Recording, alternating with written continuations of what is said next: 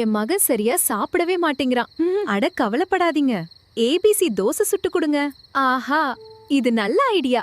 வா வா கண்ணா வா வா கண் தோசை சுட போரே வா ஏபிசி எழுத்தோட அழகா தோசை வா ஆயா பிள்ளாயா அழகான தோசை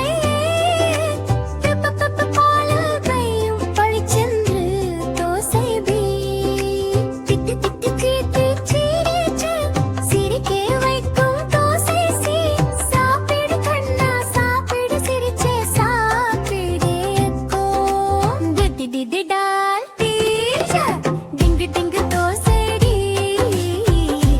எலி பந்தி எல்லாம் சாப்பிடும் தோசை திட்டி திட்டி